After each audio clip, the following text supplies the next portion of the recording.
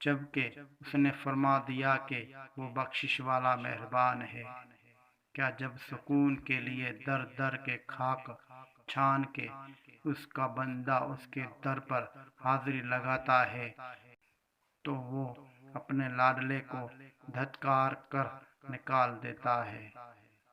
اپنے گھر سے نہیں، نہ، بلکہ وہ تو تمہیں دیکھ کر بے انتہا خوش ہوتا ہے کہ آخر کار تمہیں اس کی یاد آ ہی گئی۔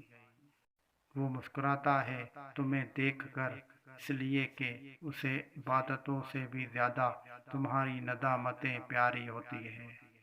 وہ کوئی سوال جواب نہیں کرتا، بس تمہیں اپنے آغوش رحمت میں لے لیتا ہے۔ اس لیے تم مجازی چاہتوں پر ماتم کناں ہونے کے بجائے حقیقی محبت کو ڈھونڈو۔ ڈھونڈو اپنے اندر کی روشنی کو، اپنے سب سے قریب ترین رشتے کو، وہ جو تمہارا اور تمہارے خالق حقیقی کا ہے۔ شہرگ سے بھی قریب تر اگر تم حقیقی محبت کا حق ادا کرو گے تو واللہ سارے مجازی محبتیں تم پر وار دی جائے گی۔